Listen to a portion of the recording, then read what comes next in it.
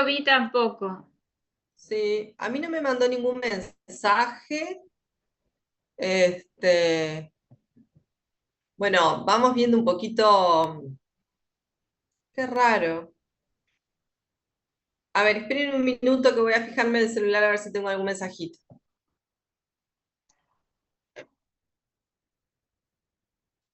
Ahora vamos a mirar un poquito la bibliografía.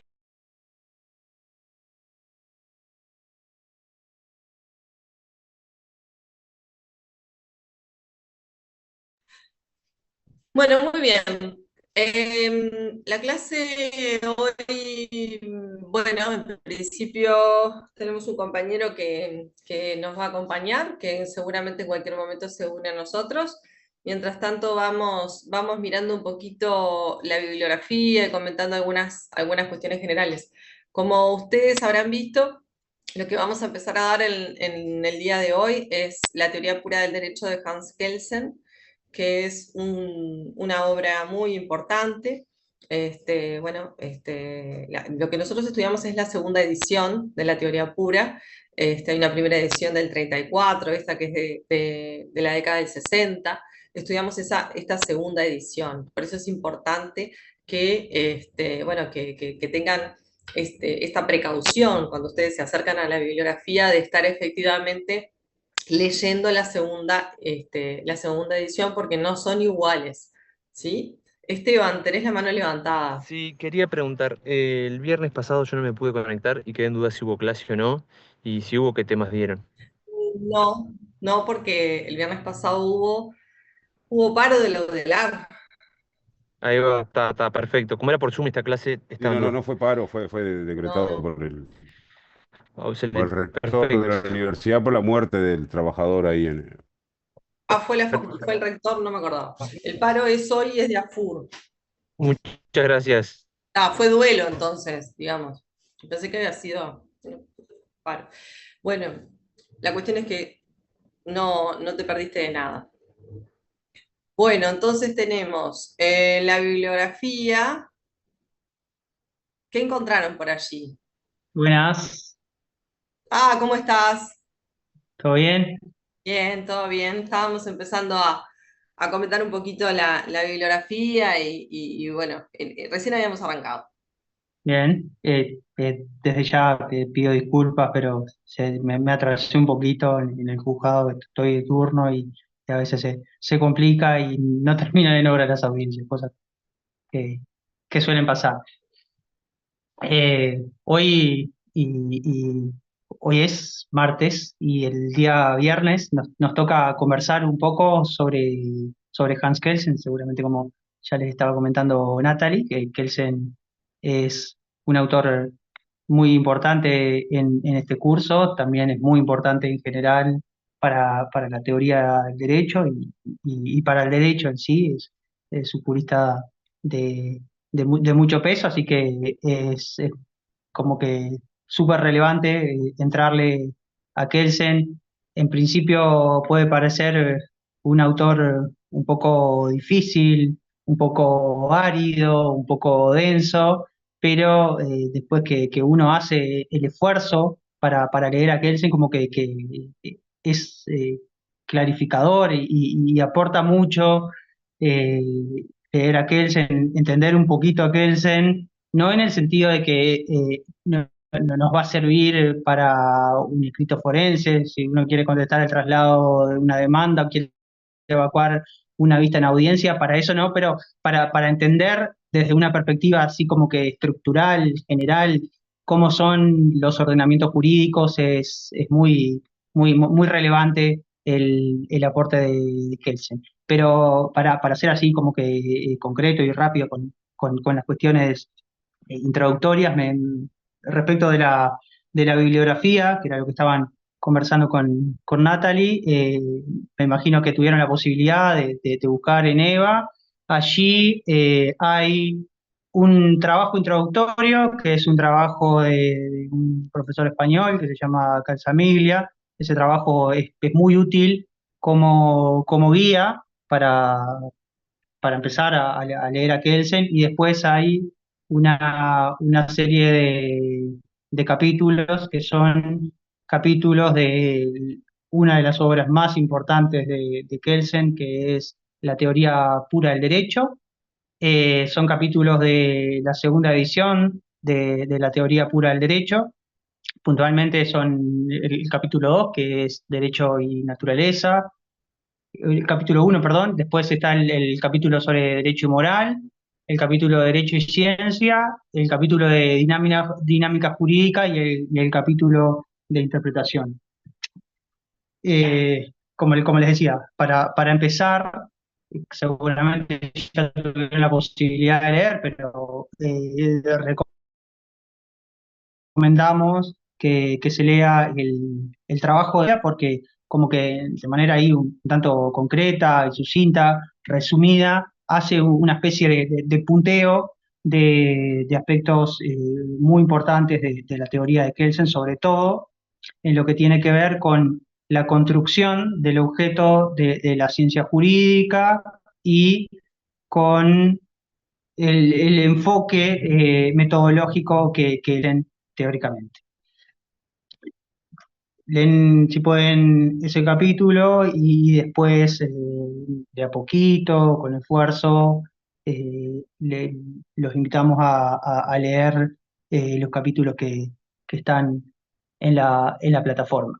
Antes de entrar a hacer así como que un esquema de los principales puntos que vamos a conversar hoy y el viernes, y no sé si Natalie me deja, capaz que se me va un ratito más al martes que viene, me gustaría decir algunas cosas muy concretas acerca de la figura de Kelsen, quién fue Kelsen y qué hizo y por qué es importante. También otra anotación importante, la idea es que esto sea más bien como una conversación. Si tienen interés de decir algo, ningún problema, abren el micrófono, intervienen. Si estudiaron mejor, pero si no estudiaron y les genera alguna inquietud, algo que discutir, algo que decir también, cualquier aporte es bienvenido. Y si tienen dudas, no, por favor, pregunten porque la idea es que se pueda entender. Más allá de que el objetivo inmediato siempre sea salvar el curso, salvar los parciales, es como que es relevante que por lo menos se lleven algo y se queden pensando. Así que total libertad, cuando quieran intervenir, intervengan y mejor si intervienen porque se hace también más interesante para nosotros, más llevadero. Así que están invitados a participar. Les decía que algo que me parece de interés antes de entrar de lleno al tema es decir algunas cosas acerca de quién fue Kelsen.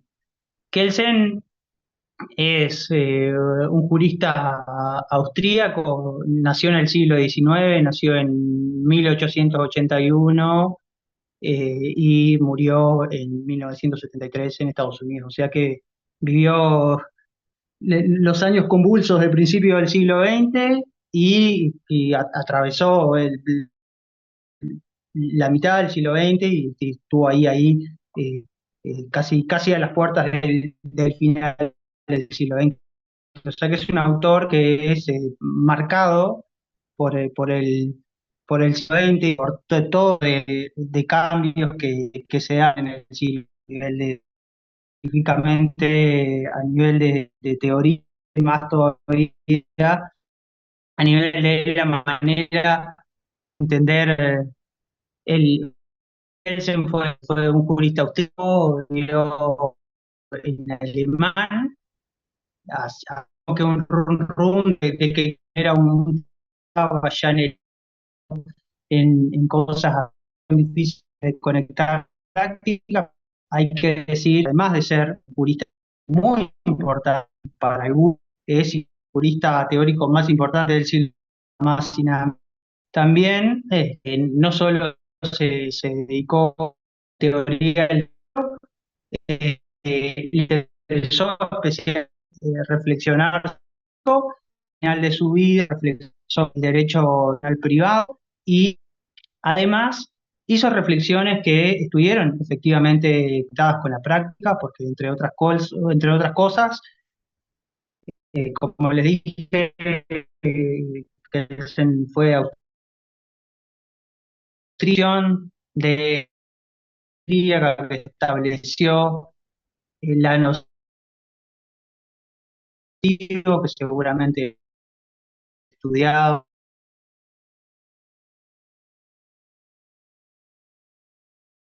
en constitucional. Él lo ideó, él participó en el control de constitucionalidad, pero fue uno de los más. Fue el tribunal austríaco, o sea que estuvo a la práctica de manera muy importante. Kelsen eh, tenía la condición, o fue judío, no era un judío practicante, pero sí era de familia judía y padeció persecución eh, a finales de la década de los años 20 del siglo XX por parte del nazismo, lo que le llevó a moverse por distintos estados europeos. Se fue a Inglaterra y finalmente terminó yéndose a Estados Unidos, en donde vivió desde finales de la década del 30 hasta su muerte, y dio clases en universidades estadounidenses, y en ese periodo estadounidense Kelsen especialmente se ocupó de reflexionar acerca de cuestiones de derecho internacional público y de hacer consultor en temas específicos de derecho internacional público y ser profesor. En cuanto a sus aportes teóricos, eh, entre las muchas obras relevantes de Kelsen, la que nos interesa acá es la teoría pura del derecho. La teoría pura del derecho tiene dos ediciones, que la primera es del año 1934, las dos están traducidas al español. La segunda edición es del año 1960. Del 34 al 60 hay mucho tiempo, hay más de 25 años. En la segunda edición de la teoría pura, o sea, Kelsen con ya 70 y pico de años, reformula un montón de ideas, un montón de conceptos y de nociones que había introducido en la primera edición, y es como algo así la obra definitiva, la obra de madurez de Kelsen, la segunda edición de la teoría pura, que en español tenemos una traducción de un profesor argentino que falleció hace un par de años, que se llama Roberto Bernengo, y es la traducción que usamos. Ahí en la vuelta hay distintas ediciones de la primera edición, pero nos interesa sobre todo la segunda edición porque, entre otras cosas, es como que la cristalización del pensamiento definitivo de Kelsen en muchas cuestiones teóricas, más allá de que aparecieron obras póstumas que de alguna manera discuten algunos puntos de la teoría pura, o Kelsen reformula en algunos aspectos específicos puntos de la teoría pura. Nos quedamos con la segunda edición porque que es una especie de acumulado de la reflexión de Kelsen durante muchos años de trabajo, y además la segunda edición, esta que utilizamos en la clase, es una buena traducción, es de este profesor que les decía, Bernengo, que fue discípulo de Kelsen, consultó a Kelsen para esta traducción, y es algo así como que una traducción que tiene un aval del, del propio autor, y es la referencia en español para aproximarse al estudio de Kelsen. Casi siempre cuando uno lee artículos secundarios acerca de la obra de Kelsen, la mayoría de los que entran en profundidad en el estudio de Kelsen tienen como referencia esta segunda edición, la de 1960, la traducción al castellano de Roberto Bernengo, por justamente la solidez que tiene esa traducción. De manera que los capítulos los tienen ahí, así que, como les comentaba al principio, la idea es que puedan hacer un esfuerzo para despacito empezar a leer los capítulos de Kelsen. Sabemos, sí, que es un autor que en principio parece difícil, parece complejo, como está escrito, pero de a poquito, despacito, con paciencia, capaz que con el respaldo de la clase, también con el respaldo de este trabajo de Bernengo, se puede ir como que siguiendo el hilo de de lo que dice Kelsen. Ahora, ya esta como pequeña aclaración o puesta en contexto biográfica de Kelsen, voy a hacer un pequeño resumen de los puntos que vamos a estar conversando durante estos días mientras trabajemos Kelsen. Un primer gran punto que nos va a interesar eh, conversar con ustedes acerca de Kelsen es la concepción que tiene Kelsen de la ciencia jurídica y por qué su concepción de la ciencia jurídica fue revolucionaria en su momento, por qué marcó una ruptura, por qué fue relevante. Eso capaz que nos lleva el- toda la clase de hoy y después que conversemos de la concepción de ciencia de Kelsen, que eso se vincula con cómo Kelsen construye el objeto de la ciencia.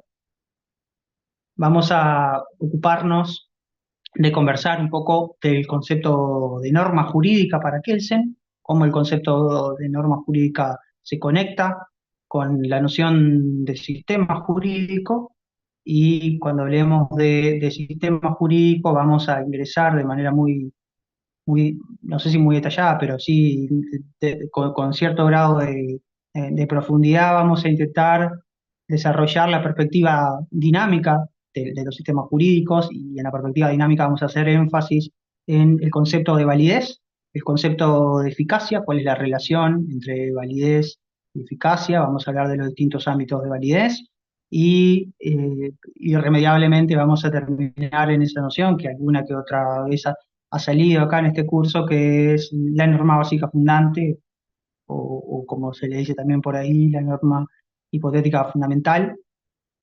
Y después, más al final, vamos a conversar también, porque es relevante, sobre la concepción de la interpretación de Kelsen. Entonces, dicho esto, ahora paso a desarrollar el primer punto, que como les decía, es el concepto de ciencia jurídica de Kelsen, porque lo que intentaremos poner en perspectiva, poner de relieve es por qué su noción de ciencia es relevante, qué aporta a la teoría del derecho la noción de ciencia de Kelsen. Pero veo que están como que medio callados ahí, medio quietos.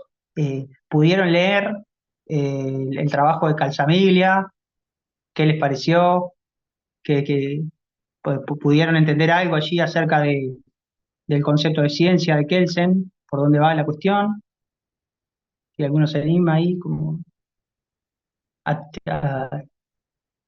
entrar al juego de tirar zaraza, como se dice.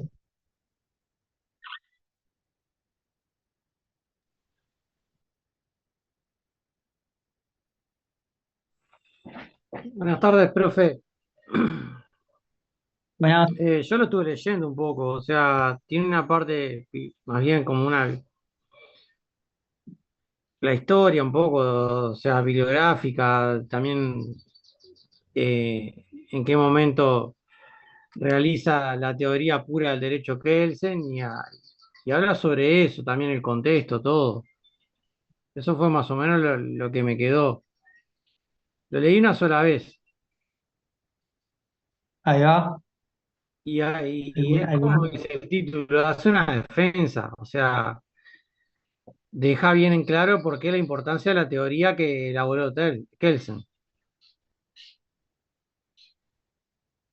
Sí, justamente el trabajo de Calzam, ahí creo que otra compañera quiere hablar, le damos la palabra a Victoria.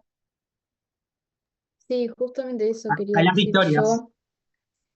Justamente eso quería decir yo, que Kelsen habla de que el derecho tiene que ser puro y a eso se refiere como que tiene que ser autónomo y estudiado de forma separada de otras disciplinas, como por ejemplo la moral, la ética, etcétera, y que se tiene que ver y analizar desde una perspectiva exclusivamente jurídica. Ahí la compañera introdujo cosas importantes, ¿sí? A Kelsen le interesa distinguir el estudio del derecho de otras disciplinas vamos a avanzar hacia eso, pero nomás una corrección a lo que dice la compañera, que, que es algo que se suele sostener habitualmente y no es del todo acertado, es que Kelsen no dice que el derecho tiene que ser puro. Lo que tiene que ser puro es el método de la ciencia jurídica y a eso vamos a avanzar, pero le damos la palabra a Victoria Valentina y después a Yanis. Bien, bueno, un poco sobre lo que me llamó la atención del texto es que Kelsen entiende que la ciencia jurídica tiene que como tratarse como cualquier otra ciencia. Y entonces empieza a buscar un método que sea y seguir un método científico. Y ahí, bueno, descubre este nexo de imputabilidad que él hace como una analogía con el de imputación, creo que es el nexo de imputabilidad, algo así, que hace una conexión con el nexo de causalidad de la ciencia física. Y bueno, y lo explica y arma su teoría pura del derecho como en base a que la ciencia jurídica ha estado ramificada o influenciada por factores políticos y por la ética, por la moral, y mismo trata de diferenciar las normas jurídicas de todo el otro sistema de normas y poderlo estudiar de forma como aislada y concreta, tratando de ser estudiando el derecho, no como debería ser, sino como es. Ahí la compañera Entonces, aporta sobre el esfuerzo que hace Kelsen justamente para avanzar a la construcción del objeto y cómo va en una especie de juego binario separando categorías, ¿no? Por un lado el principio de causalidad, que es el principio que rige sí. a las ciencias naturales, por otro lado el principio de imputación, que es el que rige las ciencias normativas, y ahí como que empieza a avanzar. Está bien el aporte de la Claro, y compañera. tratando de como delimitar el objeto de la ciencia. Claro, justamente el fin de Kelsen es delimitar el objeto de la ciencia jurídica y presentar la singularidad de ese objeto. O sea, Claro. cómo construimos un punto de vista estrictamente jurídico. ¿Cómo hacemos que la ciencia jurídica sea agencia? Para eso realiza una serie de distinciones con el fin de construir el objeto de la ciencia. Pero tenía la palabra ahí la compañera Yanis. Sí, más o menos eso que decía la compañera y también era defensor del relativismo, este, y de la concepción de justicia. Y claro, también había leído eso del dualismo, que hace una crítica del dualismo del ser y el deber ser, y aparte se considera positivista, y él criticaba mucho el naturalismo, ¿no? Bien, sí, tomo dos apuntes de lo que dice la compañera. Lo primero es que en materia moral, Kelsen era un relativista.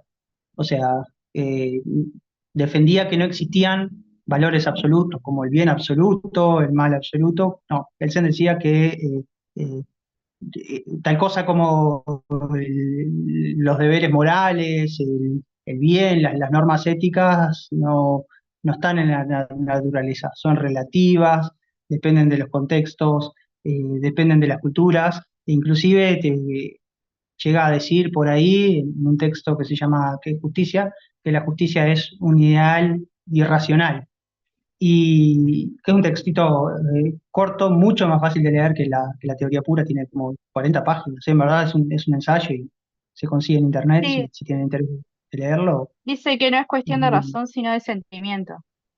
ahí va. Lo También puede ser leí eso, sí. considerado un emotivista, o sea que los valores morales dependen estrictamente de sensaciones de las personas, por decirlo de alguna manera. Lo que yo Pero siento que es existen el los bien, intereses y es los el bien. conflictos de intereses. Claro. Ahí va. Pero eso tiene que ver más con la reflexión de teoría moral, que Kelsen también entró en esto y tiene un impacto muy importante, sí, en la teoría del derecho. Y por eso, si nadie más quiere intervenir, ahora nos metemos de lleno en Kelsen. La compañera también ahí dijo que Kelsen se considera un positivista y sí, efectivamente, el paradigmático del siglo XX, con la línea del siglo XX, pero no inventó el positivismo Kelsen. el positivismo como que ya venía del siglo XIX y en Alemania también el positivismo tenía cierta fuerza, sobre todo en el derecho público. Kelsen reconoce que tiene deudas, por ejemplo, con autores que solemos trabajar en derecho público, como Laván, como Jelinek, que hicieron aportes al derecho constitucional, que se consideraban positivistas, que ponían el foco, les interesaba mirar especialmente el derecho que existe, el derecho positivo, pero estos autores, si bien tenían un interés en el derecho existente, en el derecho real, en el derecho positivo, lo que dice Kelsen ahí es que no tenían una perspectiva estrictamente jurídica. Cuando intentaban estudiar el derecho, o sea, tenían la intención de construir un punto de vista estrictamente jurídico, pero no lo lograban porque su punto de vista se veía atravesado por distintas disciplinas, como la teoría política, la teoría moral, la sociología, la psicología, la ética, inclusive la religión, y de esa manera, en esa mezcla que había de disciplinas en el estudio del derecho, lo que dice Kelsen es que en ese momento el estudio del derecho no lograba ser científico. Y lo que le interesa a Kelsen es que el derecho, que el estudio del derecho tenga estatus de ciencia. ¿Qué significa eso? Significa que el estudio del derecho pueda ser asimilado a la actividad de otras ciencias y en su momento era como que muy fuerte, muy acentuado la concepción de las ciencias naturales vigente en ese momento, que estaba marcada sobre todo por el rigor y por la objetividad. Y Kelsen dice, bueno, para lograr el estudio científico del derecho, la actividad de los juristas se tiene que parecer eh, a lo que hacen los científicos naturales, que realizan una actividad que es objetiva, que es rigurosa, que es sistemática. Entonces, los positivistas alemanes estaban bien orientados, sí, porque les interesaba estudiar al derecho como objeto, lo que decía la compañera, al objeto derecho realmente existente, no al derecho que debe ser, pero no lograban del todo ser lo suficientemente rigurosos, lo suficientemente objetivos para que su actividad fuese considerada estrictamente científica, para que fuese asimilada al modelo de ciencia que imperaba en la época, que era el modelo de ciencia paradigmático, era el de la ciencia natural, sobre todo Lo que pasa el de con la que física. él hablaba de una teoría general y no sobre un orden jurídico específico, que era lo que él Ahí va. no se veía en ese momento. Entonces su teoría plantea eso, estudiar el sistema general jurídico, ¿verdad? Esa es unas notas de la teoría de Kelsen. En principio debería ser general y no particular. Bien, Pero profe, pero eso yo no lo entendí bien, como general, o sea, no entendí esa idea cuando lo leí. te pido, Victoria, que hagamos la dejemos enganchado Ah, a ese bueno. concepto, que Ah, ya vamos a llegar a él, intentar hacer un desarrollo como que ordenado y sistemático para que cierre el planteo y vamos a introducir esa idea un poquito más adelante. Pero por ahora lo que me interesa que retengan es que a Kelsen lo que le interesa, lo que busca más bien es que la ciencia jurídica eh, eleve su estatus, por así decirlo, que tenga un valor asimilable al de las otras ciencias y sobre todo al modelo de ciencia dominante en la época, que era el de las ciencias naturales y especialmente al de la ciencia física. Kelsen ve que eso no lo lograban los juristas. No lo lograban, ¿por qué? Porque cuando estudiaban el derecho, eh, se dejaban atravesar, se les colaban en sus reflexiones aspectos de otras disciplinas que no tienen nada que ver con el derecho. Por ejemplo, la sociología, la ciencia política, la ética, la religión, la psicología. Y Kelsen dice, bueno, la ciencia en sí tiene unas notas como que muy específicas, ¿no? Está marcada por el rigor metodológico, está marcada por la objetividad y está marcada por la neutralidad valorativa. Lo que le va a interesar a Kelsen es construir una ciencia jurídica que haga una ruptura con la manera que tenían los juristas de estudiar el derecho hasta su época, para así lograr que la ciencia jurídica se eleve a la categoría de verdadera ciencia. Estas tres notas que les comenté, o sea, el rigor metodológico, la objetividad y la neutralidad valorativa, voy a desarrollar un poquito ahora. Empiezo con el rigor metodológico. Creo que en la clase pasada, que lamentablemente no pude estar, conversaron acerca de Bobbio, ¿no? Vieron que Bobbio también es un positivista muy, muy importante del siglo XX y tiene una preocupación especial por el método. Y justamente, o sea, para Kelsen, el método de la ciencia jurídica es el primer escalón en la construcción de su edificio teórico. O sea, para que haya una ciencia jurídica, lo primero que tenemos que buscar, lo primero que tenemos que poner el acento es en el rigor metodológico. El positivista, para ser tal, para ser positivista, tiene que prestar mucha atención al método de estudio de su objeto. Entonces, Kelsen, a partir de esta preocupación por el método, elabora una crítica a la manera de hacer ciencia en su época, y lo que dice Kelsen, que, o como medio ya les comenté también, o sea, esa ciencia, en la expresión de Kelsen, está marcada por un sincretismo metodológico. ¿Eso qué significa? O sea, significa que el estudio del derecho,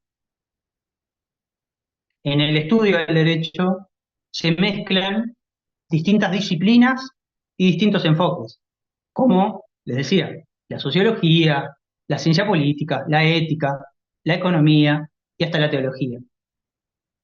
Lo que sostiene Kelsen es que para hacer ciencia jurídica hay que dejar de lado el sincretismo metodológico y en su lugar avanzar hacia lo que él llama un monismo metodológico. ¿Y qué es el monismo metodológico? Es estudiar al derecho solamente desde un punto de vista. Estudiar al derecho solamente desde el punto de vista jurídico. Si se quiere lograr rigor en el estudio del derecho, no se puede permitir que el estudio del fenómeno jurídico, o sea, se vea atravesado por enfoques de otras disciplinas. Y uno le puede decir a Kelsen, bueno, sí, todo bien, pero ¿cómo se logra eso, no? O sea, ¿cómo se logra que el estudio de un objeto no se vea atravesado por enfoques de otras disciplinas? Y ahí Kelsen echa mano a la filosofía kantiana, porque Kelsen, acá hago también un pequeño paréntesis. Por oposición, Kelsen, calculo. ¿cómo, perdón?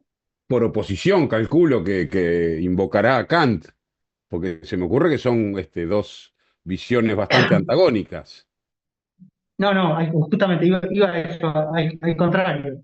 En la época de Kelsen, en filosofía general, no filosofía jurídica, era como que dominante una corriente que se llama el neocantismo, que es una corriente que tiene una reflexión, entre otras cosas, ¿no?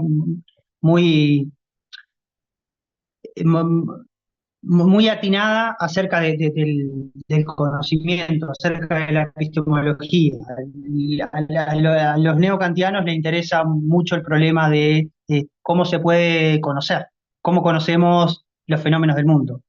Y Kelsen echa mano a la filosofía kantiana porque los kantianos, básicamente, cuando reflexionan sobre el problema del conocimiento, lo que dicen es que, o sea, simplificando un montón, ¿no? Que el sujeto que conoce es el que construye su objeto. El objeto que es conocido depende en gran medida de cómo lo conciba el sujeto. Y Kelsen echa mano a esta idea así puesta en términos gruesos para afirmar que la ciencia, o a la ciencia, mejor dicho, es a la que le corresponde construir su objeto. No en el sentido de que la ciencia, y acá la ciencia inventa, no dice eso, no es, y no que el objeto tiene que ver con la delimitación de realizar una serie de operaciones, los controles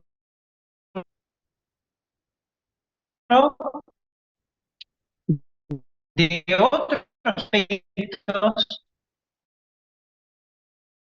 pues,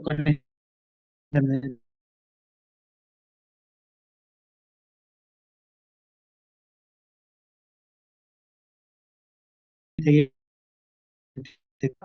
el rigor lógico es hallar sujeto y qué significa las operaciones, vale, obviamente, para establecer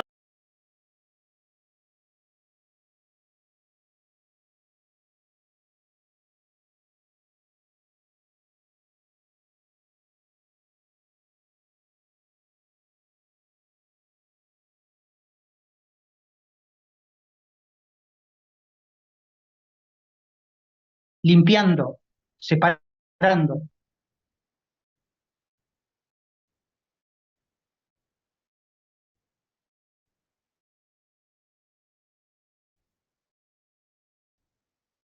Entonces, su objeto.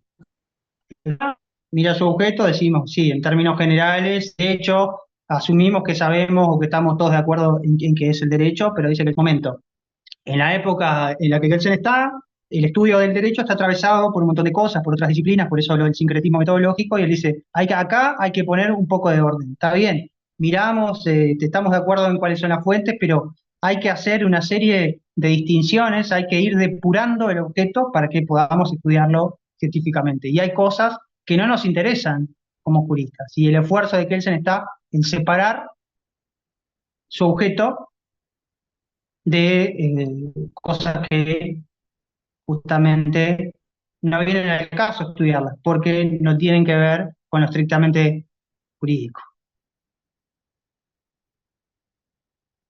¿Se entiende esto, esta idea? Sí, profe, o sea, lo que él Es hace, como digamos, aislar el de... Perdón. aislar, Primero digamos, el vemos la objeto manera de otras disciplinas. O sea, lo que hace es diferenciar el objeto de estudio del derecho de las otras ciencias sociales. Digamos, eso primero, y para eso después usa el principio de imputación para ver lo que es una norma, y después diferencia las normas de las sociales y las morales, que las sociales y las morales serían como de otras ciencias, él dice, y ahí quedaría lo que es el objeto de estudio del derecho, de la ciencia jurídica, digo. Eso sería lo que hace.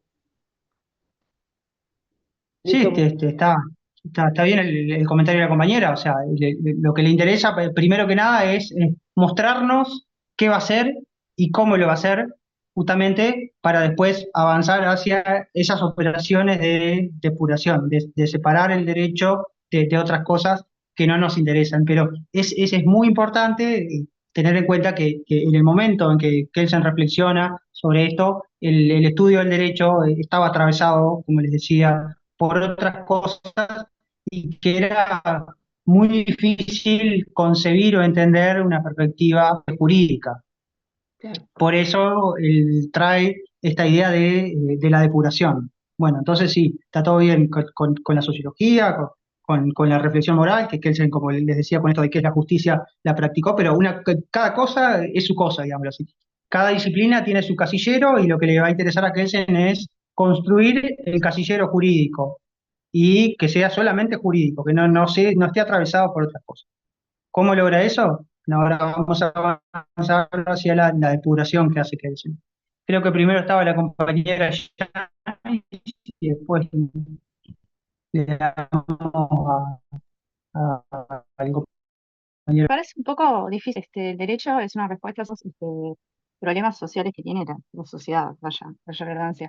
Y la política también influye bastante en las políticas, en lo que va, yo qué sé, por ejemplo, los allanamientos nocturnos y esas cosas. O sea, va en respuesta, el derecho siempre va en respuesta a la sociedad.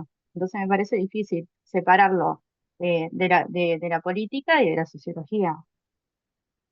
O sea, como una ciencia sola, aislada de las demás doctrinas, me parece un poco, no sé, yo lo veo como una respuesta social. Sí, está bien, se le puede hacer ese tipo de críticas a Kelsen. Hay toda una corriente sobre la que vamos a conversar después, más adelante, que son los estudios críticos del derecho, que un poco apuntan a lo que dice la compañera, que es muy difícil estudiar el fenómeno jurídico de una perspectiva estrictamente jurídica, pero con una aclaración nomás, que Kelsen en ningún momento desdeña la política, como les decía, trabajó como constituyente, fue juez. Lo que tiene es una pretensión, o sea, en algún sentido muy modesta, porque lo que nos dice es, puede haber estudios del derecho desde distintos enfoques, pero hay una manera de estudiar que es la perspectiva jurídica, que esa perspectiva es la que le cabe solamente a los juristas y esa es la que le interesa mostrar a él. Esa o es la que le interesa presentar y construir a él. Eso no significa desdeñar otros enfoques, y sí significa mostrar una manera particular de ocuparse de un objeto que solamente la practican los juristas. Le damos al compañero Hunter ahí. Buenas tardes. Un poco con defensa de Kelsen, porque me parece que un poco se perdió, pero Kelsen cuando separa la política jurídica del análisis del derecho, lo que está diciendo es que se va a analizar lo que son las normas, no cómo se llegan, que es lo que me parece que estaba planteando Yanis, la presión social, los grupos, eso es cómo se llega al derecho positivo, pero una vez que el derecho positivo está armado, ¿por qué una norma obliga? ¿Por qué es que tenemos una jerarquía? Y demás, que me parece que ese es el análisis al que va Kelsen, de qué es el derecho una vez que le quitamos todo el ruido, que es lo que hace a la construcción. Pero independiente de cómo haya llegado la norma, en un momento tenemos una norma positiva que es la que nos obliga o que la que nos dice cómo hacer las cosas. ¿Qué es eso y cómo funciona? Me parece que ese es ahí donde está el análisis de Kelsen. Y remarcando lo que decía el profesor, de que, por eso también el propio Kelsen lo levanta, dice, no es por desconocimiento que saque la sociología y demás, sino que para este pequeño análisis particular del derecho como ciencia, tengo que sacarlo todo lo demás. Eso no. Sí, lo que dice el compañero me sirve para introducir la otra nota de la ciencia, según Kelsen, que es la objetividad, ¿no? O sea, otro rasgo saliente o destacable de la ciencia para Kelsen es la objetividad. Y aquí, cuando Kelsen habla de objetividad, también critica la ciencia jurídica imperante en su época, porque lo que dice que la ciencia jurídica imperante en su época ha estado en muchas ocasiones al servicio del poder, comprometida con ideologías políticas. O sea, Kelsen sostiene que una cosa es hacer ciencia, que es lo que decía el compañero, y otra cosa es la política. Cómo se crea el derecho, cómo se transforma, tiene que ver con la política. Eso, por supuesto, es relevante, es importante, pero no tiene que ver con la actividad de la ciencia. Kelsen sostiene que una cosa es la ciencia y otra cosa es la política. O sea, una cosa es razonar políticamente y otra cosa es pensar como un científico. Si se quiere fundar la ciencia jurídica, hay que separar estas dos actividades. Eso no significa desdeñar la política, sino simplemente entender que son campos diferentes y que tienen funciones diferentes. El político se ocupará de las reformas sociales, mientras que el científico de lo que se ocupa es del conocimiento. Que él se dice por ahí en la introducción que el único compromiso del científico es con la verdad. El científico lo que le interesa es conocer. O sea, y de nuevo me interesa remarcar que Kelsen no desprecia la actividad política, ni la política legislativa o la política jurídica, porque fue redactor de una constitución, fue juez de un tribunal supremo. De lo que se ocupa Kelsen es de subrayar especialmente que son actividades distintas y que en su época, cuando se estudiaba el derecho, se mezclaba todo. O sea, era difícil saber si un jurista ya estaba dando cuenta del objeto de estudio tal cual es o estaba bajando línea, para decirlo de una manera así como que coloquial. Y aquí también Kelsen justo aprovecha para arremeter contra el naturalismo, ¿no? Bueno, seguramente también ya tienen claro que naturalismo y positivismo de alguna manera son concepciones incompatibles una, una con la otra. Y Kelsen es muy duro con el naturalismo o con cierto naturalismo, ya que para Kelsen el naturalismo confunde el derecho que es, o sea, el derecho existente con el derecho que debe ser. Para Kelsen el naturalismo no distingue bien estos planos, o sea, una cosa es lo aspiracional, lo que como sociedad capaz que deseamos que fuera, o en nuestra concepción particular de cómo deben ser las cosas, en nuestra concepción particular de la moral, en nuestra concepción particular de la justicia, deseamos que las cosas sean de una manera, pero es muy importante separar las cosas tal cual son, que no siempre coinciden. Lo que queremos que sea no siempre coincide con lo que en los hechos es. Y lo que dice Kelsen es que el naturalismo no distingue bien estos dos planos, ¿no? O sea, una cosa es el plano del deber ser, cómo deberían ser las cosas según el derecho natural, que por supuesto tiene valor porque los ideales, los compromisos morales son muy importantes, pero otra cosa es el derecho tal cual es. Kelsen critica al naturalismo cuando confunde estos planos. O sea, le dice al naturalismo que es algo así como una ideología, utiliza esa expresión, Kelsen, que enturbia la actividad de la ciencia, hace ruido en la actividad de la ciencia, molesta en la actividad de la ciencia. O sea, que el esfuerzo de Kelsen es para separar el estudio del derecho, por un lado, del estudio de otras disciplinas, y además separar el estudio del derecho tal como es, que eso es de lo que se tiene que ocupar un positivista, de dar cuenta del derecho tal como es, del estudio del derecho de cómo debería ser, que eso es reflexión moral, es ideología, es ética, reflexión de tipo normativa, aspiracional, pero no se puede confundir con el derecho tal cual es. Es valioso, Eso es lo sí. que él llama dualismo, ¿no? Sí, a ver, perdón que no la escuché a la compañera ahí. Perdón, sí, eso es lo que a él le llama dualismo, ¿no? Te lo oí Sí, varias veces repetido en los textos. sí, es una forma de dualismo, sí. Lo que va a decir que es que el derecho, en verdad, es el derecho realmente existente. Que él se niega la existencia del derecho natural, pero sobre todo que Kelsen arremete, es crítico cuando el naturalista mezcla el derecho que debe ser, que tiene que ver con esto que les decía, con los ideales, con los compromisos políticos, con los compromisos morales, con el derecho que realmente es. Kelsen dice que eso es una ideología que enturbia la actividad del científico, y eso hay que separarlo, eso hay que dejarlo de lado cuando uno tiene la pretensión de hacer ciencia, que la pretensión de hacer ciencia es una pretensión de conocimiento. Al científico le interesa dar cuenta de las cosas tal cual son, no le interesa decir cómo deben de ser. Si yo quiero dar cuenta de una mesa con una pretensión científica, puedo decir, bueno, tiene medio metro de ancho por 40 centímetros de largo, tiene cuatro patas, no digo que la mesa es linda o es fea. Eso viene después. Eso también es una reflexión valiosa, que es la crítica, pero lo que dice Kelsen, el trabajo del científico es el primer paso, dar cuenta del objeto tal cual es. Miro el objeto, intento presentarlo sin compromisos, presentarlo sin como me gustaría a mí que fuera. Pero hasta acá como que marco tres notas para seguir avanzando y ordenar un poquito. O sea, Kelsen, ahí la compañera en el chat, creo que puso un comentario, hace que el derecho sea menos arbitrario también. A ver, ¿de qué manera, compañera? Claro, no, como por ejemplo el de la mesa, el ejemplo de la mesa,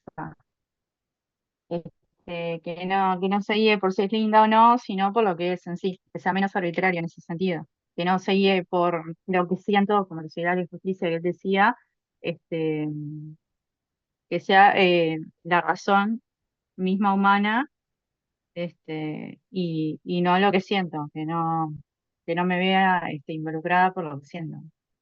Que eso Claro, es eso, la crítica que le hacía al naturalismo, ¿no? y ahí va, y tiene que ver con la objetividad y con la neutralidad valorativa, que es dar cuenta de un objeto tal cual es, sin compromiso. O sea, porque primero conozco, doy cuenta del objeto como es, y cuanto mejor lo conozco, inclusive se me facilita después el trabajo de crítica. Que él se dice, separemos las cosas. Una cosa es conocer y otra cosa o crítica a la reflexión ideológica, pero hacer todo mezclado como que para que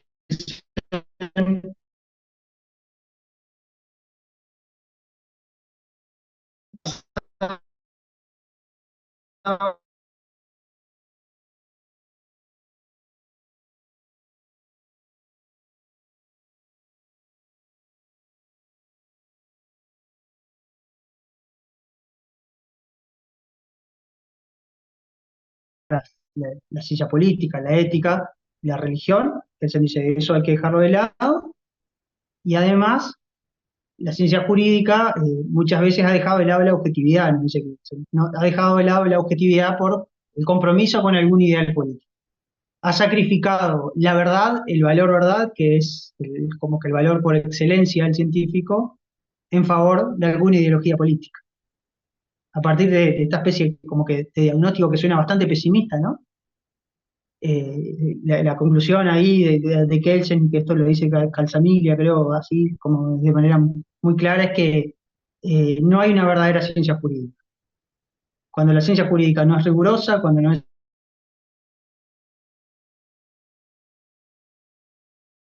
objetiva, cuando no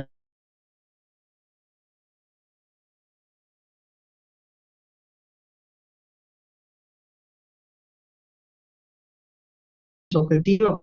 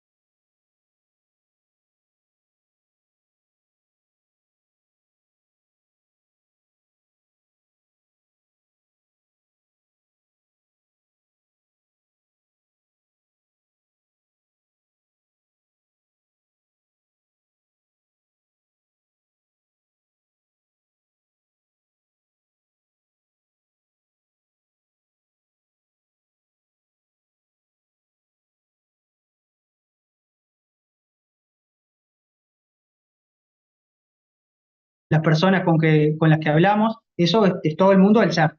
Son hechos, es materialidad, existe, existe material concretamente.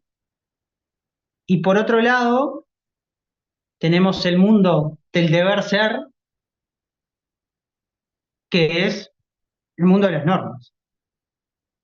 Es el mundo de las normas jurídicas, de las normas sociales, de las normas morales, de las normas religiosas, que tiene una manera, o sea, ese mundo no es material, no es físico, pero también decimos que ese mundo, o sea, existe porque tiene sentido para nosotros, el mundo de las normas. Las normas tienen sentido, o sea, de hecho hablamos de ellas, de hecho estudiamos derecho, ¿no? O sea, partimos de la base de que las normas existen. Pero Kelsen no dice que las normas existen en el cielo, que son esencias, no. Lo que dice Kelsen es que las normas tienen una manera particular de existir, que no es empírica, o sea, no es material. Las normas no se tocan con los sentidos, no se escuchan, no se perciben con el gusto, y sí se captan, las normas se captan con el intelecto, ¿no? Se captan con la cabeza. Cuando reflexionamos sobre el derecho, cuando estudiamos derecho, nos comunicamos, entendemos mutuamente de lo que estamos hablando porque estamos captando sentidos. El derecho es sentido. El derecho se capta con el intelecto. ¿Es una construcción? Sí, para Kelsen el derecho es una construcción. No existe en el mundo natural, no preexiste a la existencia humana, es un fenómeno cultural, pero no se capta con los sentidos, o sea, no se capta con el tacto, no nos entra por el oído, y sí se capta con la mente, se capta con el intelecto. El mundo de las normas es el mundo del deber ser que se capta con el intelecto. Entendemos las normas, hablamos de las normas, estudiamos derecho, pero no vemos a las normas caminando en la realidad. No nos encontramos una norma en la esquina o en el Sportman, no. Las normas son sentidos. Las normas se captan con el pensamiento. Eso es una distinción básica de la que parte Kelsen. Mundo del ser, mundo del deber ser.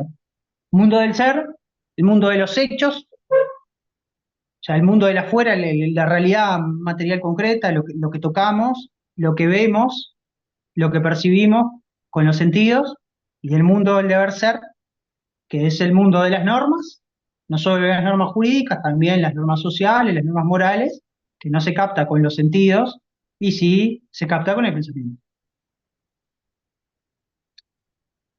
Kelsen hace esta primera distinción para seguir avanzando en la delimitación del objeto de la ciencia jurídica, para ir separando el objeto de la ciencia jurídica de elementos que no interesan al jurista. Entonces, un primer paso para avanzar hacia la construcción o hacia la delimitación, hacia el recorte, hacia el aislamiento del objeto del jurista, es distinguir estos dos planos, el plano del ser y el plano del deber ser. El objeto de estudio de la ciencia jurídica está en el plano del deber ser. ¿Alguien quería hablar ahí, creo? ¿No? Bueno, sigo, pero ¿se entiende esto? ¿Se entiende esta distinción? Sí, ¿Y qué les parece? ¿Qué les parece esta distinción? ¿Cierran, la comparten, no la comparten? lo del ser y del deber ser, Sí, yo entiendo que también hay una reciprocidad entre ellos. o sea que hay una relación entre el ser y el deber ser. Claro, porque ¿Y cómo sería? el deber ser es una construcción social. El ser Sí, construye el deber ser. Y a su vez necesitamos el deber ser para poder convivir entre el ser. Entiendo que hay sí, como una especie de conectividad, una reciprocidad que uno necesita al otro. Y también el uno conlleva la construcción del otro.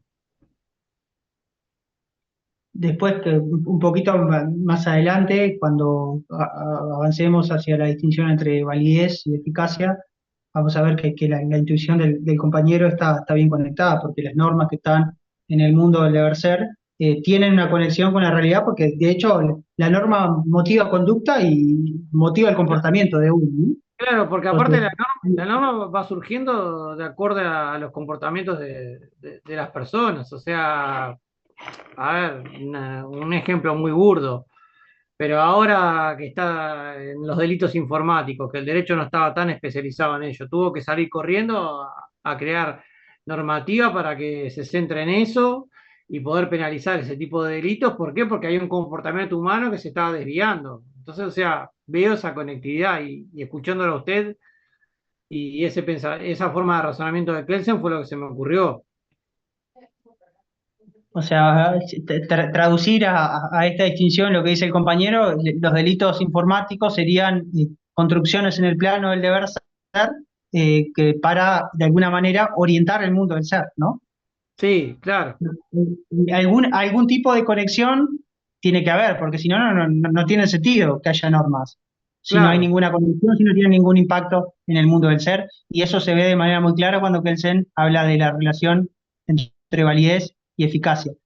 Pero más allá de que esté bien la reflexión del compañero, que esté bien orientada, me interesa saber si se entiende que es una distinción básica, que necesariamente tenemos que asumir que las cosas son así, digamos, que hay dos planos para arrancar con el estudio del derecho. Una cosa es el ser y otra cosa es el deber ser.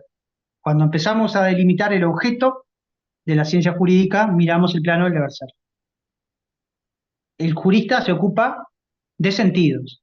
Los sentidos están en el plano del deber ser porque en el deber ser están las normas jurídicas y otras normas también, pero especialmente las normas jurídicas. A partir de esta distinción básica, Kelsen sigue avanzando en la delimitación del objeto de la ciencia jurídica y construyendo dicotomías. Y la segunda distinción que introduce, que es algo que comentaba más temprano la compañera Valentina, es la distinción entre principio de causalidad y principio de imputación.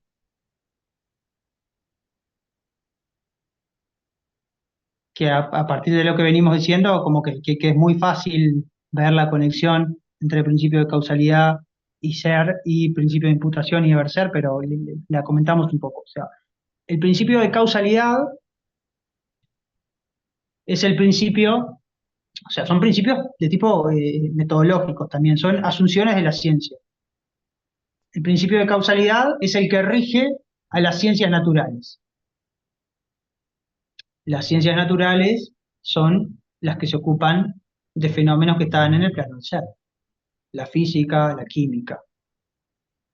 Y el principio de causalidad que sirve para delimitar el objeto de las ciencias naturales, lo que nos dice es que cuando se dan ciertas condiciones, se producen ciertas consecuencias mediante un vínculo de necesidad o probabilidad. Entonces, voy de nuevo. Se dan ciertas condiciones y a partir de esas condiciones se produce alguna consecuencia que se conectan mediante un vínculo de necesidad. Voy con un ejemplo para que esto se vea. El calor dilata los metales, por ejemplo, ¿no? Si tengo un metal y lo dilato al calor, lo someto al calor, el metal se dilata. Entonces ahí hay un vínculo de necesidad. Siempre es el caso que si someto un metal al calor, el metal se dilata. Lo que dice la compañera ahí es que hay un nexo de causalidad. Ese nexo de causalidad, eh, más que de causalidad, podemos decir que es un vínculo de necesidad, ¿no? O sea, si A, entonces B. Se da necesariamente que si a un metal le doy calor, el metal se dilata. Este principio, en este caso, o sea, es un principio de la ciencia física, siempre que se somete un metal al calor, este último se dilata, es un vínculo de necesidad. El esquema formal de ese principio de causalidad sería, si A, entonces B. dadas ciertas condiciones, se producen ciertas consecuencias. Y esas condiciones que producen esas consecuencias se conectan a través de un vínculo de necesidad, o que Kelsen también dice ahí, puede ser de necesidad o de probabilidad. Porque lo que dice Kelsen es que, si bien en las ciencias naturales, como en la física, en la química, el vínculo entre las condiciones y la consecuencia es de necesidad, Kelsen, por ejemplo, no niega la existencia de ciencias sociales de carácter descriptivo, como la sociología o la economía descriptiva. Como son ciencias que se ocupan de un fenómeno social, la relación de causalidad entre las condiciones y las consecuencias no es ya de necesidad y sí de probabilidad. La ley, por ejemplo, de que si los precios bajan, aumenta la demanda. Bueno, eso podría ser una ley de la economía descriptiva, pero es una ley que se conecta a través de un vínculo de probabilidad. Puede ser el caso que si los precios bajan, la demanda aumente, pero es un vínculo de probabilidad. No necesariamente tiene que ser así. Ahora, si someto el metal al calor, necesariamente se va a dilatar. Entonces, principio de causalidad es el principio que rige a las ciencias naturales y a las ciencias sociales de carácter descriptivo, o sea, las ciencias sociales que conciben a su objeto como un objeto fáctico, como un objeto en el plano del ser. Principio de causalidad implica una conexión entre ciertas condiciones y consecuencias, o bien de necesidad en las ciencias naturales, o bien de probabilidad en las ciencias sociales descriptivas, que conciben a su objeto como un objeto fáctico, como un objeto que está en el mundo del ser. Este principio, lo que nos dice Kelsen es que no depende de la voluntad humana. Es un criterio orientador de las ciencias naturales y de las ciencias sociales que tienen un objeto fáctico para delimitar su objeto y para producir el conocimiento. Es un segundo recorte que hace Kelsen en esta aproximación a su objeto de estudio. Por un lado, mundo del ser, por otro lado, mundo del deber ser.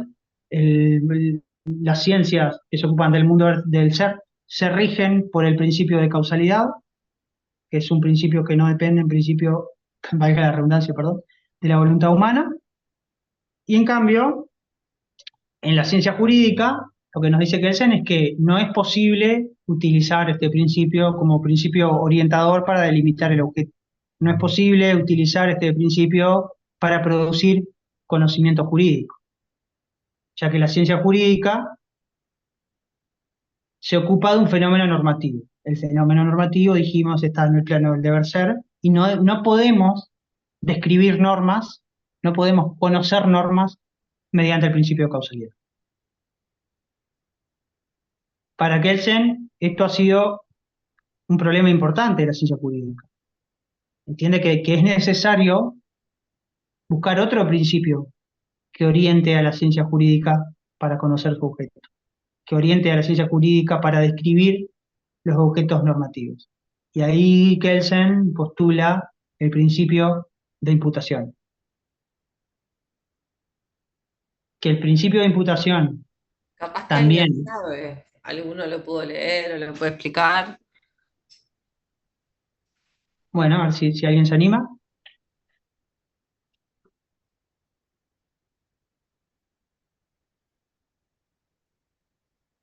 Ahí le damos a Catherine. Sí, yo entendí que el nexo en el caso del principio de imputación es el deber ser, como que es algo que debe ocurrir, pero no necesariamente ocurre. O sea, si dice el que no se puede robar, por ejemplo, el deber ser, el nexo sería, para no confundir, como que la norma dice algo así como que la persona que robe será castigada, debe ser castigada, por decirlo de alguna manera, pero no necesariamente se da el castigo, porque depende de la voluntad humana. Por eso es de imputación, ¿no? Porque Por eso depende imputación. explícitamente de la voluntad humana, sí. Está bien la reflexión de la compañera y avanzo hacia eso. O sea, en el principio de imputación, le damos a Victoria ahí, antes. No, bueno, sí, algo parecido realmente, porque él hablaba como eso es lo que yo entendí, de que existe un acto ilícito y tiene como consecuencia una sanción. Y yo entiendo que ese acto ilícito está regulado en una norma y la sanción también en otra, evidentemente. Entonces, por eso lo distingue del principio de causalidad, ¿no? Claro, el tema, Y bueno, Mateo, y ahí está la intervención humana, que es la intervención de la voluntad humana. para que sea el caso, que eso que debe ser efectivamente sea. Pero le damos Mateo y ya avanzo en eso. Buenas noches, buenas tardes. Que el principio de imputación condición con la consecuencia, pero tiene una diferencia con el principio de causalidad, que van en nexo, justamente, que lo que veníamos hablando, o alguna compañera comentó. Sí, o sea, tal cual, se nota que leyeron y que los comentarios que hicieron, o sea, son acertados y va por ahí. Simplemente me tomo un minuto entonces para sistematizar lo que dijeron. O sea, Y para quisiera que agregar una cosita más, perdón, Sí, sí, adelante. que justamente hablando de eso de la condición, bueno, que la consecuencia generalmente se da si no hay una probabilidad de que eventualmente se dé. Ahí va. Sí. No sé si me explico. ¿Alguien más ahí creo que quería decir algo? ¿No? Bueno, sigo entonces. Que él se postula el principio de imputación, que como decía el compañero Mateo recién ahí, en el principio de imputación, de manera parecida a como pasa con el principio de causalidad, hay un vínculo entre ciertas condiciones con ciertas consecuencias, ¿no? O sea, hay un nexo entre A y B, pero ese nexo no es un nexo de necesidad, sino es un nexo de deber ser. Creo que Yanni quería decir algo ahí. Sí, más o menos lo que escribí en el chat. Pasa que estoy hablando tanto que ya no quiero levantar más normal. No, pero por Eso lo favor. vemos en responsabilidad civil, en los nexos causales. Si soy negligente haciendo determinada cosa, es el principio de causalidad, ¿no? Digamos, soy negligente, como escribí en el chat, conduciendo, y eso me lleva, por ejemplo, a chocar gente, herirla eh, causar determinados daños, ¿no? Y eso me hace tanto responsable civilmente como penalmente. Trabajándole un poco más a tierra a lo que nosotros estamos acostumbrados en derecho, ¿no? No tanto así como. La imputación sería eh, lo que me den penalmente o indemnizar los daños, etcétera, ¿no? Las consecuencias de mis actos. No sé, yo Sí, entendí ahí, más o menos así. ahí capaz que lo que diría Kelsen es que cuando los juristas hablan de principio de causalidad, encubiertamente están hablando de principio de imputación.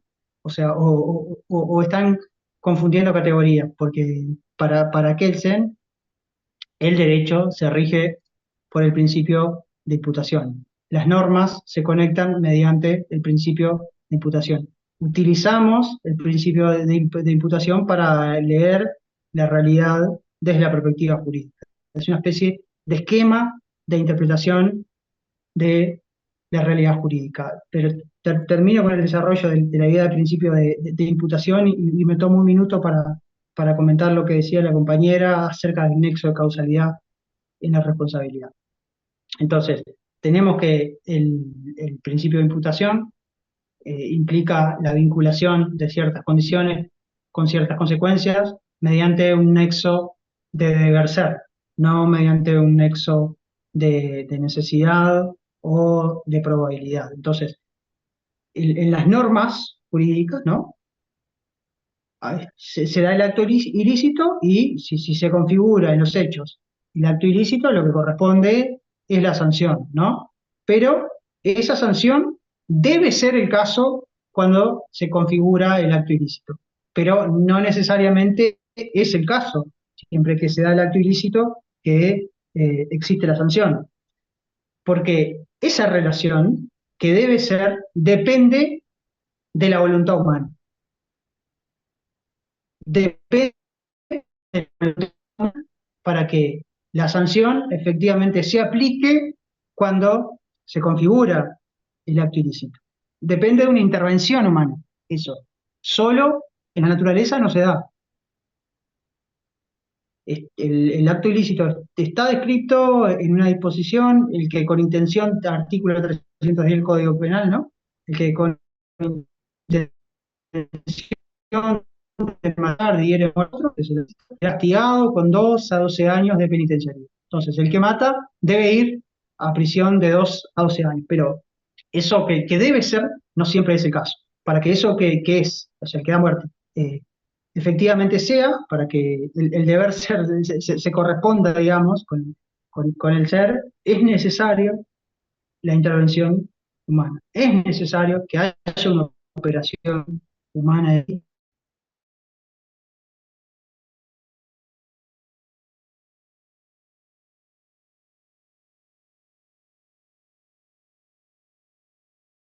El principio de imputación sería si A debe ser Claro,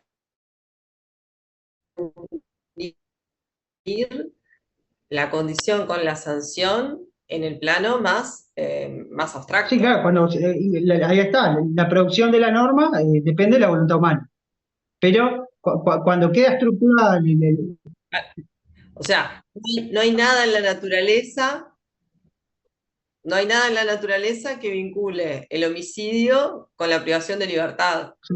Es la voluntad humana la que unió a través del vínculo de deber ser esa condición con esa sanción. Las cosas no son delito bueno, o condición de sanción o antijurídicas por sí mismas, sino por la voluntad humana. claro, el famoso mala in se, que el mal en sí mismo del derecho penal para Kelsen no existiría.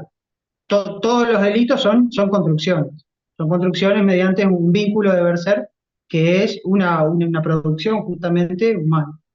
Interviene la voluntad humana para seleccionar, recortar ciertas conductas y a esas conductas establecerles ciertas consecuencias. Sancionatorias en el sentido negativo, o sea, un castigo, o sancionatorias en el sentido positivo como un estímulo, ¿no? Solo la voluntad Le damos humana la, explica la unión entre el dar muerte a una persona y la privación de libertad. Y esa unión de ese vínculo de deber ser, hoy puede ser de una manera y mañana puede ser de otro, porque como toda construcción humana se puede modificar. claro, contingente. Por eso Le damos, las figuras van cambiando, ¿no? O sea, en nuestro ordenamiento jurídico hemos visto como determinadas conductas que son condición de bueno, una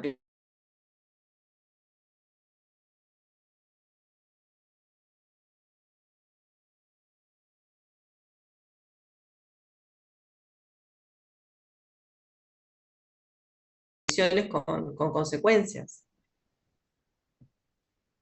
sí, tal cual. Y después, cuando está establecida también la norma, cuando está hecho el recorte de cuál conducta es jurídicamente relevante para que le corresponda también una sanción a esa conducta, también depende de la voluntad humana, ¿no? Porque el castigo no está en la naturaleza. La consecuencia jurídica no está en la naturaleza. Para que la consecuencia jurídica establecida en una disposición sea el caso, es necesaria una intervención humana. Le damos la palabra a Victoria ahí. No, tengo una pregunta. No entiendo bien por qué denomina el nexo como deber ser. O sea, no lo materializo. ¿Qué es lo que debería ser? ¿La sanción? Porque entiendo el concepto. El hecho ilícito debe ser, perdón, ocurrió un hecho ilícito, hay sanciones. ¿El deber ser fue solo un nombre que se le ocurrió? O sea, ¿cuál es el deber ser? ¿Qué es lo que... Entiendo. De nuevo, que doy un paso para atrás. O sea, mundo del ser, mundo del deber ser. Mundo de deber ser, mundo de las normas. Las normas pretenden regular conductas, ¿no? Pretenden decirnos cómo nos tenemos que comportar o cómo no deberíamos comportarnos. Entonces, esa selección de conductas, que era lo que explicaba Natalia antes. ¿Qué conductas son relevantes para que tengan cierta consecuencia? Es una operación humana. Que deba ser el caso cierta conducta, o que a cierta conducta a su vez le corresponda cierta consecuencia, es un recorte, una selección estrictamente humana. Eso no se da en la naturaleza. Eso no está a priori. Ok, Es de deber ser porque hacemos el recorte para motivar la conducta y establecemos cierta consecuencia a cierto hecho ilícito, como decíamos, a cierto comportamiento, pero dos cosas. Esa selección, decir qué conducta es relevante y qué consecuencias tiene, es una construcción. No está en ok, nosotros. bien. Cierta consecuencia le decimos, a cierta conducta le establecemos cierta consecuencia, sea negativa o positiva la consecuencia. Bueno, porque el derecho estamos acostumbrados a hablar siempre desde el punto de vista de la sanción en sentido negativo, o sea, del castigo. Usted no cumplió con el contrato, entonces responde, entonces paga, pero también el derecho motiva la conducta de manera positiva, diciendo a cierta conducta premio o cierto estímulo. Esa selección de la conducta y la consecuencia para justamente motivar el comportamiento humano depende de lo que hacemos nosotros, como sociedad, como nos organizamos, seleccionamos ciertas conductas. Bien. Hacemos recortes en las conductas, recortes artificiales, para que el comportamiento vaya en un sentido o vaya en otro. Ok. Pero cuando hacemos ese recorte de esas conductas para que vayan en ese sentido, o sea, lo que queremos lograr debe ser, no siempre es, Ok. porque a veces las consecuencias jurídicas no motivan las conductas. A veces, por ejemplo, puede ser el caso que pongamos una sanción para cierto comportamiento que queramos desestimular y una sanción a través de multa demasiado baja, por ejemplo, por decir una cosa, o sea, súper tonta. Queremos prohibir que las personas circulen sin licencia de conducir, ¿no? Está, ok, de acuerdo. La conducta es que queremos fomentar en verdad que las personas tengan licencia de conducir para manejar. Entonces, el que no tiene licencia de conducir lo sancionamos. ¿Con qué lo sancionamos? Con una multa de 10 pesos. Ok. Esa sanción que la establecemos para cierta conducta es una sanción, o sea, que es irrelevante porque todos podemos, en general, en la mayoría de los casos, todos podríamos pagar 10 pesos. Entonces, lo que debe ser, que es que la gente ande con licencia de conducir, no necesariamente va a ser porque la sanción en ese caso no sería una respuesta adecuada para lograr el objetivo que es que la gente ande con Ok. licencia de conducir. Bien. Por eso, el deber ser justamente es lo que no es lo que debería ser, lo que nos gustaría que fuera. Y en el derecho ese deber ser depende de la voluntad humana en el sentido de que como nos organizamos como comunidad, establecemos, seleccionamos, hacemos un recorte artificial de ciertas conductas y a esos recortes artificiales les establecemos ciertas consecuencias para lograr justamente motivar el comportamiento en un sentido o en otro. El Bien. derecho pretende decirnos qué debe ser, pero no siempre es lo que debería ser. Ok. De esa manera es un recorte artificial.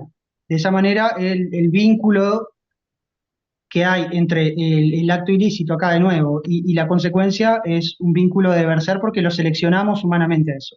Queremos que sea de esa manera. Elegimos que sea de esa manera a través de un recorte, pero no siempre es el caso eso. Y después que pasamos ese primer paso, o sea, que establecimos cuáles conductas tienen una consecuencia, para que haya esa conexión también, eso depende de la voluntad humana. Por ejemplo, si alguien comete homicidio y la fiscalía decide no perseguir ese homicidio, aunque el homicidio tenga una consecuencia jurídica, ahí la norma de alguna manera no se va a realizar, porque la voluntad humana ahí no está operando para que el deber ser se haga efectivo. Bien. No sé si se entendió. Sí. Creo que el compañero Junta le quería decir algo ahí hoy. Ah, ¿no? No, Está. no, yo no, Bueno, no, vamos a gracias. ver. Había otro Ah, compañero, me ya. parece, con la mano levantada. Yo había levantado la mano, buenas noches, pero era más o menos para dar como un ejemplo de lo que estaba explicando el profesor, para aclararle un poco, creo lo que yo había entendido, pero creo que quedó más que claro ahí con la explicación del profesor. No, pero a ver, con el ejemplo de la compañera, Yo lo que entendía, o sea, lo que entiendo de esto es que como cuando él habla del nexo del deber ser, habla de esto porque la norma que estipula que qué condición va a dar qué consecuencia está en el plano del deber ser, porque es una norma justamente, y que no siempre es así, porque un caso así como muy tonto es que una persona cometa un robo, si no se descubre que esa persona cometió el robo, no se le va a aplicar la sanción que debería tener, que estipula la norma en el plano del deber ser, que así tendría que ser. O sea, yo voy al almacén de mi vecina y le robo 3 caramelos, y si mi vecina no se da cuenta que fui yo la que le robé los caramelos, a mí nadie me va a imponer una sanción como la norma dice que debería ser esa, o sea, mi acción. claro. Eso fue lo que Yo- yo entendí, capaz que le podía aclarar ahí por ese lado un poco bueno, más a para la mí compañera. creo que la compañera ahí captó muy bien el punto y, o sea, y es tal cual. Para que la consecuencia del robo, como dice ella, exista, para que sea el caso, tiene necesariamente que haber una intervención humana, tiene que haber voluntad humana. Si A, debe ser B.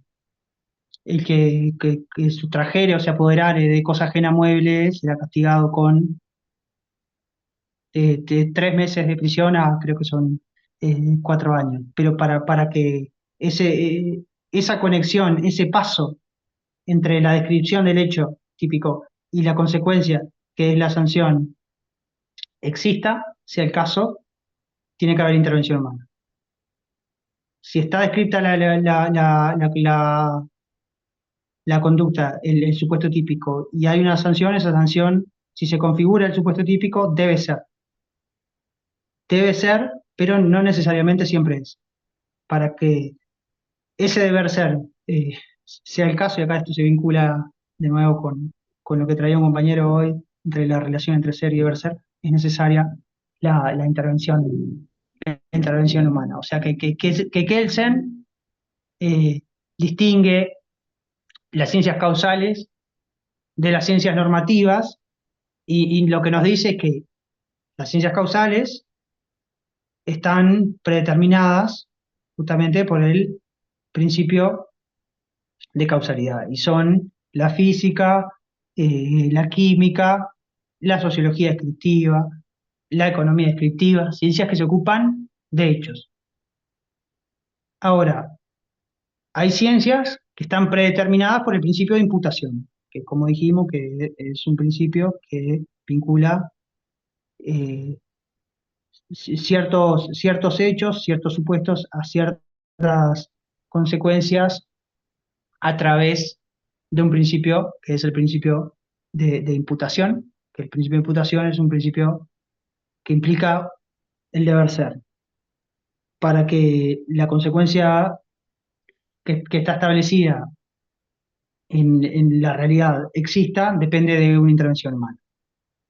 Las ciencias que están predeterminadas por el principio de imputación son las que se ocupan de normas. Esto es una distinción, o sea, metodológica también de Kelsen para la construcción de sujetos. O sea, acá ven que da un segundo paso. Primero distingue el ser del deber ser, después separa un paso más adelante y dice, bueno, acá hay otra distinción también que es relevante, mirar algo específico de las ciencias que están en el deber ser, que es que se rigen por el principio de imputación. El nexo que sirve para determinar el objeto es un nexo de deber ser. No podemos dar cuenta de los objetos normativos a través del principio de causalidad. Tenemos que dar cuenta, tenemos que conocer los objetos normativos a través del principio de imputación, que es un principio que dice que dados ciertos hechos deben ser ciertas consecuencias. Pero Kelsen continúa con su análisis porque esto evidentemente no es suficiente para mostrar lo específico del derecho, porque en el plano del deber ser, en el plano normativo, no solamente tenemos el derecho, también hay otras disciplinas que se ocupan de normas, ¿no? Porque hay normas morales, hay normas sociales, hay normas religiosas, y entonces, dice Kelsen, es necesario introducir otro tipo de distinción para seguir avanzando en la construcción del objeto de la ciencia jurídica. Otra distinción ahí que establece Kelsen es distinguir entre las ciencias normativas a partir del típico, perdón, del tipo específico de sanción de cada ciencia normativa. Y ahí lo que nos dice Kelsen es que hay ciencias normativas que tienen sanciones de tipo trascendentes, y por otro lado hay disciplinas normativas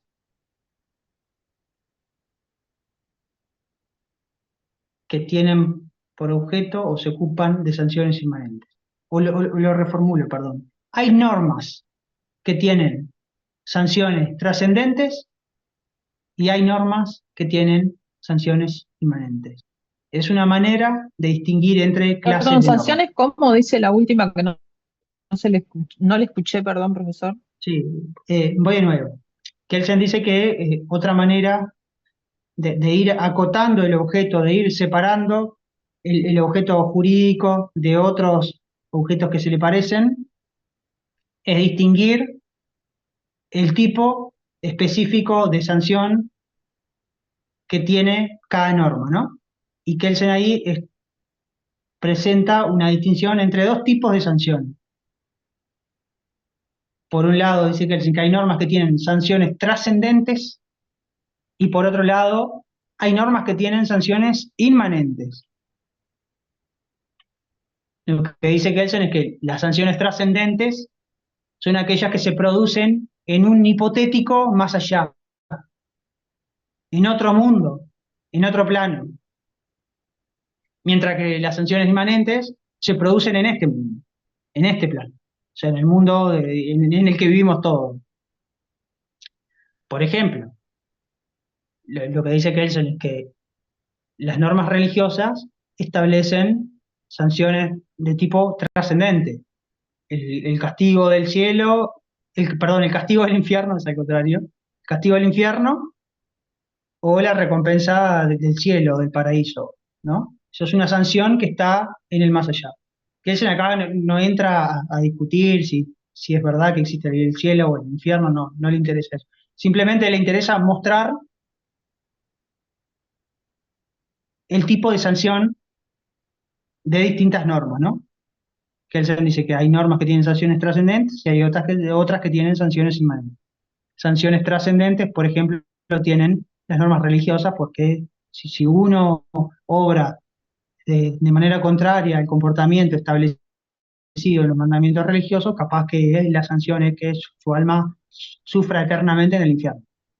Eso es una sanción de tipo trascendente, porque está más allá, está en otro plano. Le doy la palabra al compañero ahí, José Emilio. Buenas noches. Que a su vez decía que dentro de las inmanentes, o sea, aquellas normas que son morales, sociales o jurídicas, él las dividía en internas y en externas. Ahí va. Las internas decía que eran aquellas normas morales y las externas, las normas jurídicas que eran institucionalizadas, o no, o sanciones de no institucionalizadas, es decir, sanciones sociales.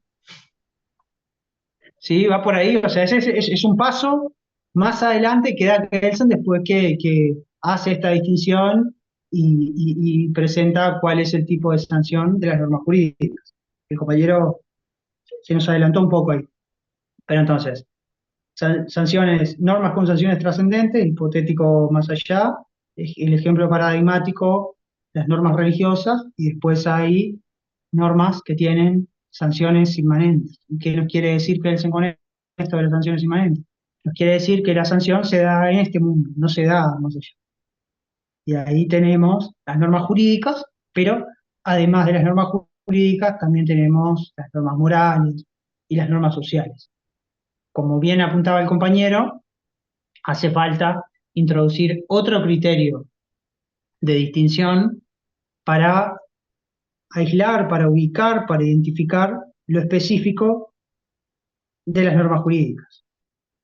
Porque sabemos que las normas jurídicas tienen sanciones de tipo inmanente, porque se dan en este mundo, no se dan en un hipotético más allá, pero hay otras normas que también tienen sanciones inmanentes. Y entonces ahí Kelsen introduce la distinción entre sanciones externas o heterónomas y, por otra parte, sanciones internas.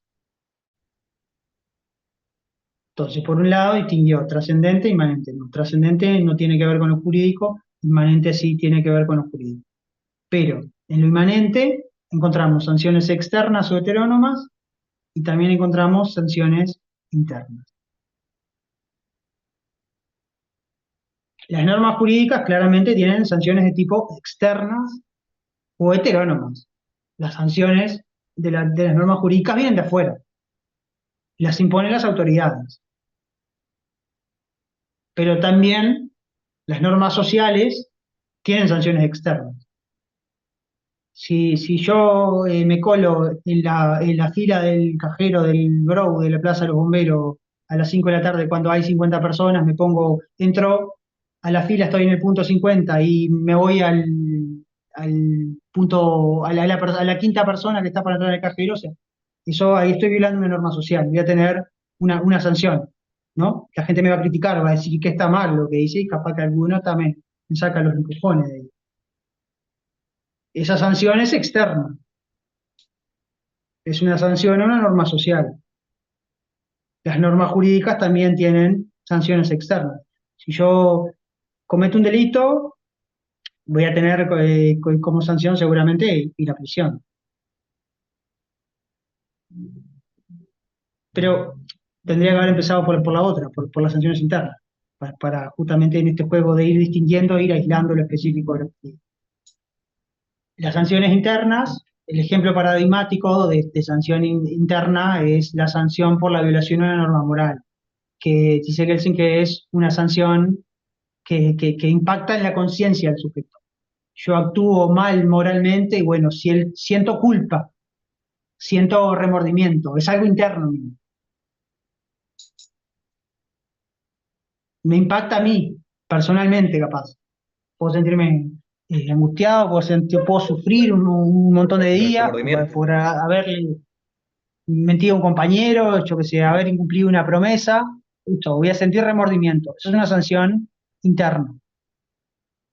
La sanción interna es típica de las normas morales. Lo que dice Kelsen es que las normas jurídicas, como les decía, tienen sanciones externas o heterónomas. Pero también, como vimos, las normas sociales también tienen sanciones externas o heterónomas, no solo las normas jurídicas. Y de nuevo, el ejemplo de la persona que está en la fila del cajero, está en el puesto 50 y se mete en el puesto 5. Bueno, ahí violó una norma social y seguramente va a tener una sanción. La sanción va a ser un reproche colectivo de toda la gente que está en la fila, le va a decir, bueno señor, discúlpeme, pero usted acá no puede quedarse. No se cole, vaya a su lugar, estoy hace 40 minutos esperando, así que usted vaya ya, espere sus 40 minutos. Acá no lo dejamos estar. Y ahí Kelsen introduce otra distinción, y que es una distinción clave para, ahora sí, aislar lo específico del objeto de la ciencia jurídica. Kelsen distingue ahora las sanciones a partir de la organización y la institucionalización en torno a esas sanciones. Si uno viola una norma social, la sanción no está institucionalizada, no está organizada. Bueno, capaz que si me meto en el puesto 5 de la fila cuando estaba en el 50, de repente tengo una sanción. La gente me va a criticar, me va a decir que no me meta ahí, pero capaz que no queda en eso la sanción. Me quedo en el puesto 5, queda todo el mundo enojado y no pasa nada. O de repente, en otro caso, puede ser que me meta en el puesto 5 y la gente no me diga nada, que no pase nada. ¿Eso por qué? Porque la sanción no está institucionalizada. violé una norma social, sí, pero la sanción a esa norma social no está institucionalizada. La sanción por el incumplimiento no está institucionalizada. En cambio, en las normas jurídicas sí, la sanción está organizada y está institucionalizada. Hay un aparato estatal atrás que está conformado, que está organizado para ejercer la coacción cuando uno incumple la norma jurídica. Le doy la palabra a la compañera Agustina. Siguiendo el mismo ejemplo que usted puso, profe, si usted se salta la fila y alguien que está en la fila lo golpea y le genera a usted una lesión, ahí hay un delito de lesiones personales que sí está institucionalizado, que tiene una sanción impuesta justamente por el Estado, que ahí entraría la norma jurídica. Exactamente, ahí sí, o sea, es probable que tenga una consecuencia porque la sanción por las lesiones está institucionalizada. Hay atrás un aparato conformado que es el Estado, que se encarga de organizar la manera de ejercer la coacción. Cuando hablamos de normas jurídicas y hablamos de derecho, o sea, siempre hay cierto grado de organización por el cual se establecen criterios para saber qué actos son ilícitos, como decía la compañera, si le pego a alguien, le parto la nariz porque se metió en la fila, eso es un acto ilícito, eso está establecido en una norma, eso lo puedo conocer de antemano. Y a su vez, hay criterios también para saber cuáles son las sanciones a esos actos ilícitos. En el ejemplo de la compañera, el golpe de puño en la nariz tiene como consecuencia, bueno, prisión. También en las normas están establecidos cuáles órganos inclusive aplican las sanciones y hasta cuál es el procedimiento específico para la aplicación de la sanción. Entonces, la organización y la institucionalización implica un grado de complejización en la distribución de la coacción. Hay actos ilícitos, hay sanciones, pero sabemos de antemano cuáles son los actos ilícitos, cuáles son las sanciones, qué órgano está encargado de aplicar las sanciones y cuál es el procedimiento específico para aplicar una sanción. Sé que si voy a un juzgado porque le pegué a la persona que se metió en la fila en el puesto 5 y estaba en el 50, sé que puedo tener derecho a defensa, sé que voy a poder producir pruebas, o sea, hay todo un procedimiento establecido para eso. Está todo organizado, está sistematizado y para que, entre otras cosas, las personas sepan qué esperar, ¿no? Cuando hablamos de institucionalización, cuando hablamos de organización, también hablamos, por ejemplo, de certeza, de predictibilidad, de seguridad jurídica. Y eso es lo que distingue, de alguna manera, al ordenamiento jurídico, a las normas jurídicas de las normas sociales. Que el ejercicio de la coacción está organizado, está institucionalizado. De esta manera, Kelsen intenta aislar de manera concreta, de manera rigurosa, el objeto de estudio de la ciencia jurídica. Creo que una compañera escribió en el chat, a ver, un segundito.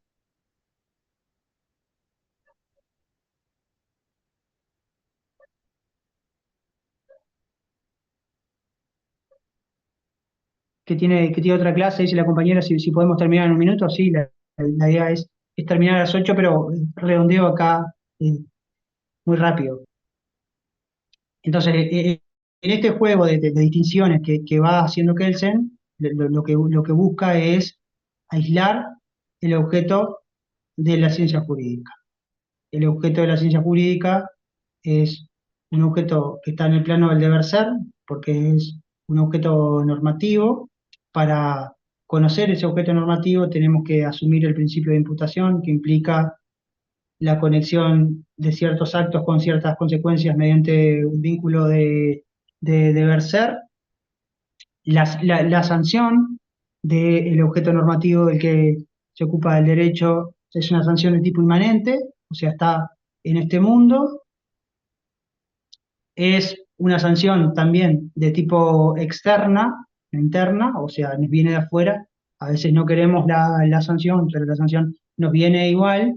Y además, la sanción del objeto normativo, que es el derecho, está institucionalizada, está organizada. Hay toda una forma, todo un aparato, todo un sistema que nos dice qué actos están prohibidos, qué consecuencias tienen, cuál es el procedimiento para la aplicación de las sanciones, qué órganos aplican esas sanciones, inclusive hasta está graduado la proporcionalidad de las sanciones. Sabemos que un reincidente, por ejemplo, tiene una sanción más severa que una persona que es primaria. Son las 8:01. No sé si les parece, dejamos por acá y el viernes reenganchamos. Perfecto. Gracias, profe. Gracias, profe. Bueno, Gracias, profe. Bueno, muchas gracias. Seguimos con Kelsen. Gracias. Pasen bien, gracias. Gracias.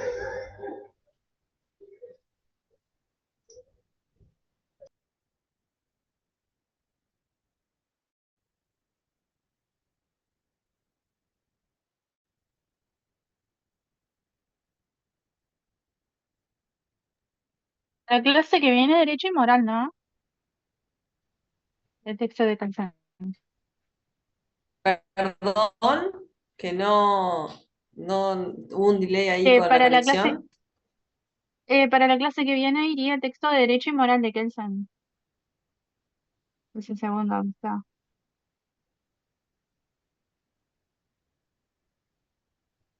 Bueno, traten de leer lo más posible, porque en Ta. realidad, en principio, salvo que se tome algunos minutos de la otra clase, se abordaría todo lo que queda de Kelsen en la clase que viene. Genial, profe, gracias. Fabiana. Hasta luego.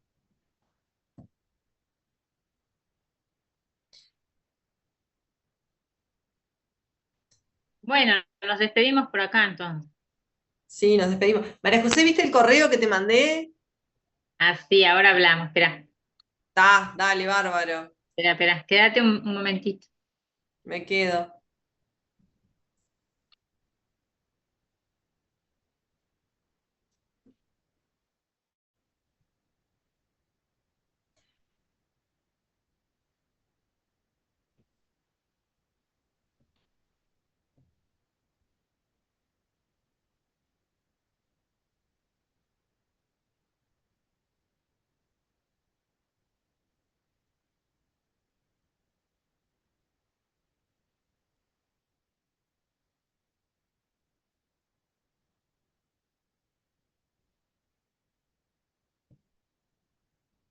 Bueno,